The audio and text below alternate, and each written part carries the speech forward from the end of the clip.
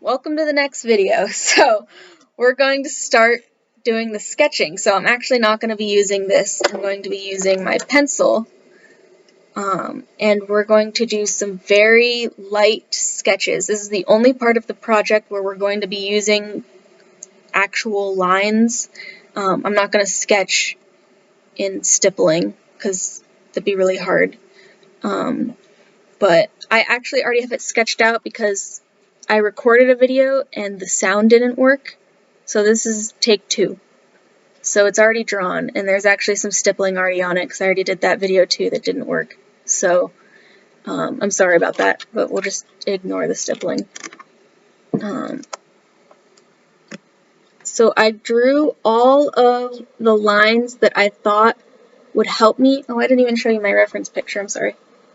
I drew all of the lines that I thought would help me get the right idea.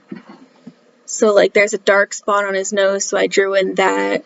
Got his eye, I've got the outline, I've got the fins, and in my picture there's these light reflections that I thought were really cool, so I drew all those in because I'm probably just going to be completely avoiding those while working on the actual stippling with my Sharpie.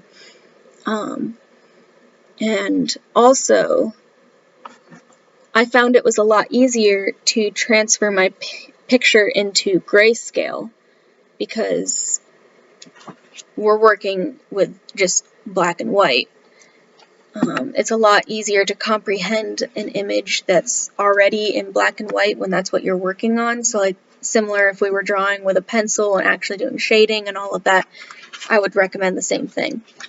And if you're not into drawing super specific objects or you just struggle with it, like I struggled with it for a long time, try and separate the image into different shapes.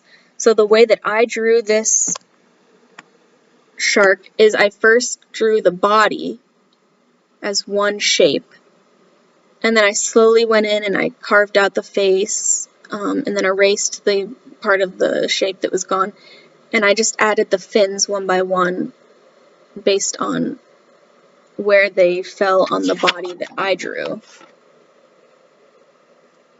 So I drew this like pointy oval shape first, and then I went in with a ruler for these. So you can use stencils or rulers or things like that if you have them available to you or need them for your picture. I highly recommend a ruler if you have straight edges, and if you have circles, something like a compass would work, although that leaves little pointy holes, and it still works.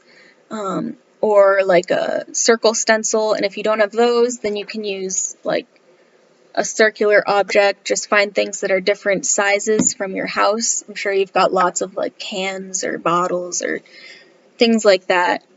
Those work really well. So yeah, you're going to just lightly, very lightly sketch out your image with a pencil, and that's the first step.